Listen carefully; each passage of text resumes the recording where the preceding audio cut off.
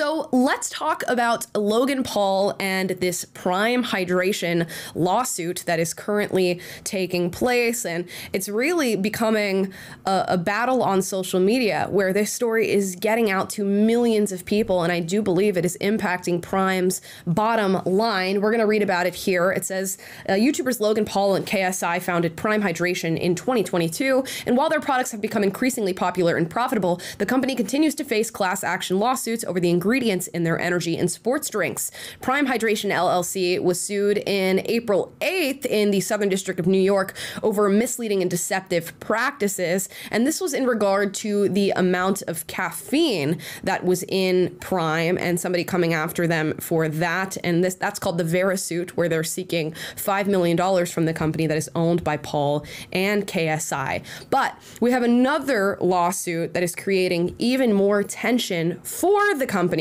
that is involving these things called PFAS and otherwise known as forever chemicals. So they're dealing with this class action lawsuit, and it's from 2023, and it's alleging that the sports drink not only contains these forever chemicals, but that the sports drink contains 3 times the amount of forever chemicals that you are supposed to have within your lifetime. Let's put that out there. And specifically the Prime Hydration grape flavor. So that's what the lawsuit alleges. Now, I want to make it clear. You can allege stuff in a lawsuit that is in no way, shape, or form true, and then you have to go through the process of this lawsuit and litigation and all these different things to find out whether or not this is true. Now, they're specifically referencing not necessarily the drink itself, but the bottle that Prime Hydration, the grape flavor, is encased in, and saying that it has these PFAS, forever chemicals that sort of poison the human body. And essentially why they're called forever chemicals is these are chemicals that bioaccumulate in your body, and they don't go anywhere. That's why they're there forever. And there's a certain amount of these chemicals that I guess the body takes in, and all different types of products, including like fish and things like that, can contain forever chemicals. But there is a legal limit as to how much forever chemicals you are allowed to have in products that you put out. Now, again, this lawsuit has not come to its natural conclusion yet. We don't know whether or not this is true, but a guy named Tommy the Lawyer on TikTok decided to make a video about Prime Hydration and this 2023 lawsuit that they are facing. This video got over 16 million views on TikTok. So, you know, this lawsuit hasn't gone through its process yet, but this got 16 million views. So of course, all these people are sharing that this lawsuit is happening. They're sharing the forever chemical information, and I'm imagining the sales of Prime Hydration drinks are dropping expeditiously. Let's hear from Tommy the Lawyer in his TikTok and see what he has to say. Not only is there a lawsuit against Logan Paul's company Prime for there being PFOs, which are forever chemicals, in the Prime Hydration drink, but according to the testing done by one of the lawyers for the plaintiff, guess how much PFOs were in the product, in the drink? 3 times the amount that you should have in your lifetime in PFOs from drinking water. In one Prime Hydration drink, they found 3 times the amount of PFOs that you should consume in drinking water in your life. Okay, so there we go. That got 16 million views. I'm not a scientist. I don't know about all this stuff. I'm just giving you what I've, gathered in looking into this story. But it's crazy how quickly social media works and how one video that is 34 seconds long can directly hit and impact a company very, very hard.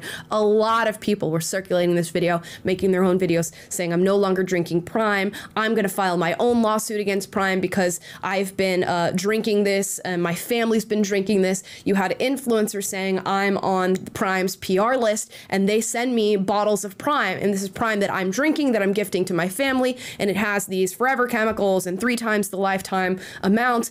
I want to bring my own lawsuit against Prime. Now, I don't know that anybody's actually followed through on that. This is just internet speak and people being upset by this newfound supposed discovery of the over intoxication of these Prime drinks. Now, Logan Paul decided to respond. I imagine because he really had to with how quickly this video was circulating and how it was impacting Prime. Here's what he had to say.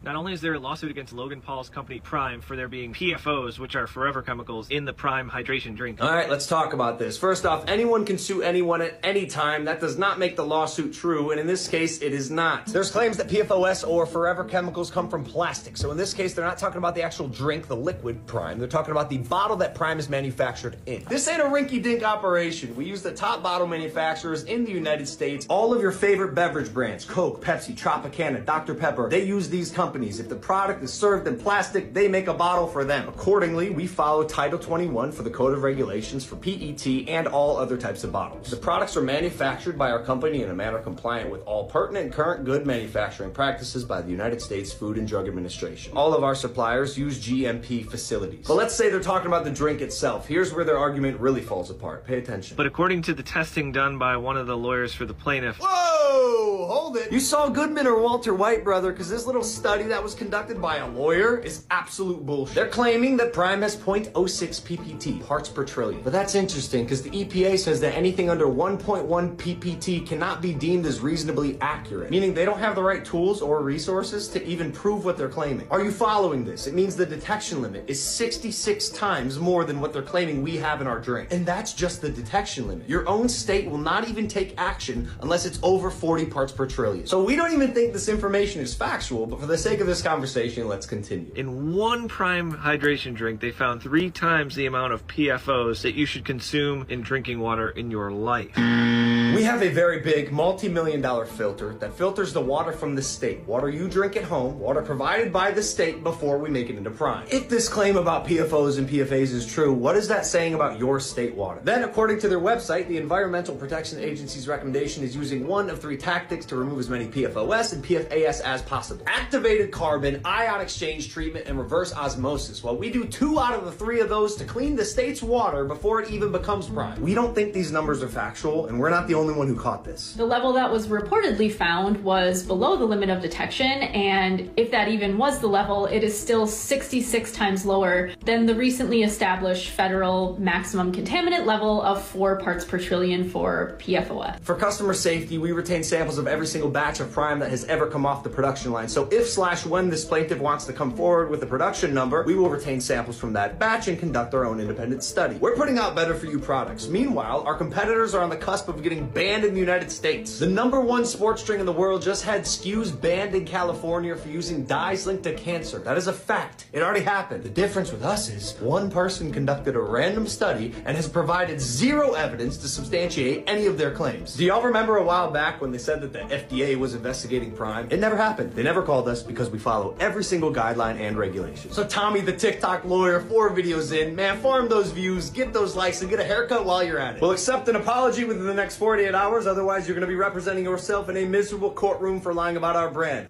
Okay, so there you go. That is Logan Paul's response to the lawyer. What's really interesting about this, for me, is not whether or not Prime has these forever chemicals. We're going to figure that out throughout this lawsuit, and I am not a scientist. What's really interesting is that millions of people watch both of these videos, and when they watch the first lawyer calling out the forever chemicals that he claims are in Prime, or the lawsuit claims are in Prime, they're like, yeah, you ate him up, like I'm never going to drink Prime again. I want to file my own lawsuit against Prime. I can't believe there's forever chemicals. They're taking this man just at his word that there are forever chemicals, to the tune of 16 million people watching this video.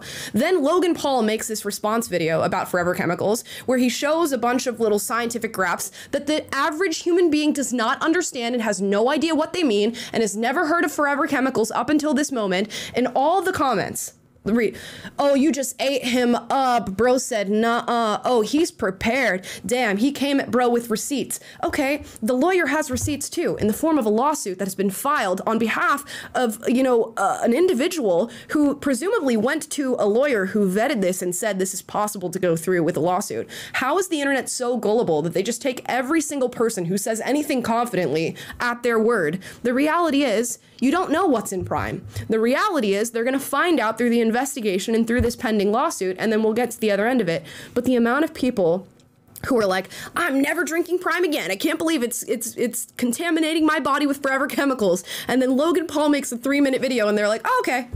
I'm gonna go buy Prime now. I'm gonna go back to 7-Eleven and go and buy Prime. You have no idea what's going on. And, you know, he insinuates that you can like sue anybody at any given time. I get that is somewhat true, especially in the United States, but somebody has to find like the valid nature of your suits compatible with whatever it is that their law firm is working on in order to take on that suit. So there must be something that they looked at. And he goes through this whole like, oh, we do this whole water filtration system, the reverse osmosis. Let me throw all these terms at you that tell you that we're doing the right thing with this drink. If the lawsuit is truly about the bottle that the drink is in, does it really matter what you do to the water? If you're doing this whole reverse osmosis filtration system, if it goes in the bottle that contains the forever chemicals? I don't know. Again, I'm not a scientist. These are all things that they're going to find out with the lawsuit. And maybe Prime is totally fine to drink, and it has the amount of forever chemicals that is normal for products like this, or it has no forever chemicals at all. The reality is, we don't know. And the fact that people are so easily swayed if you just say something confidently on the internet should be concerning to all. Now, the lawyer responded to Logan Paul just to close the loop on this story and give you the information that exists on both sides of this lawsuit. Let's hear from him. Logan, man, you want to talk about the facts? I got the lawsuit right here. Let's talk about what it says. But before we do that, I want to respond to something specifically you said in your video, which is, quote, the EPA says that anything under 1.1 parts per trillion, PPT, cannot be deemed as reasonably accurate. Well, this, sir, is the EPA's lifetime drinking water health advisories for 4 perfluoroalkyl substances. Lifetime drinking water health advisories, Logan. Lifetime. If you need a citation for that, my friend, that's in the Federal Register, Volume 87, number 118, published June 21st, 2022, page 36,848. This is what the EPA says on that page. Quote, EPA's health advisories, which identify the concentration of chemicals in drinking water at or below which adverse health effects are not anticipated to occur. In other words, the EPA doesn't anticipate adverse health effects to occur if the level of PFOA or PFOS is below these levels. Ready? Let's see what they are, Logan. 0.004 parts per trillion for PFOA and 0.02 parts per trillion for PFOS. So do you dispute that's what the EPA says about the lifetime advisory for PFOA and PFOS? Well, let's talk about the lawsuit allegations. Paragraph 54, plaintiff sought independent third-party testing to determine whether the product contained PFAS chemicals. Paragraph 55, plaintiff's independent testing was conducted in accordance with accepted industry standards for detecting the presence of PFAS. Let's read on. Paragraph 56 here talks about the 1, 2, 3, 4, 5, 6, 7 types of PFAs found in the product under this testing according to the complaint. Paragraph 57 states, thus defendant's product exposes hundreds of thousands of unsuspecting consumers to toxic synthetic chemicals in direct contradiction to their uniform label claims. Paragraph 58, I think we just read this from the EPA itself. In fact, the EPA recently tightened its lifetime health advisory levels for PFOA and PFOS exposure in drinking water. For PFOS, the recommendation is 0.02 parts per trillion. Paragraph 59, per the complaint, the amount of PFOS found within the product from plaintiff's testing is approximately 3 times the recommended lifetime health advisory for drinking water. What's up with that? So there you go. They're both coming in with different figures in their different edited TikTok videos to show people so that you make a decision as to whether or not you drink Prime. And the reality is, we don't know. The reality is the person who filed this lawsuit went to a third party, a place to get this drink tested. Who knows the accuracy of that third party place where they went to go get this grape flavored Prime drink tested? We don't No. Now, in the meantime, I'm not going to advise you on whether or not you drink Prime. That is totally up to you as a consumer. Tons of people are drinking this Prime. I remember when it first came out, people were buying a bottle of Prime for like £1,000 in the UK because it just wasn't being sold over there. And people are apparently nuts for these drinks. I personally have never had a Prime drink, and I'm going to continue to not drink Prime drinks, not because I feel any certain way about this lawsuit or anything. I'm just going to continue with my lifestyle as it's been. Would I, maybe if I was like a regular Prime drinker, wait for this lawsuit to sort of go through and be investigated a little bit? Maybe.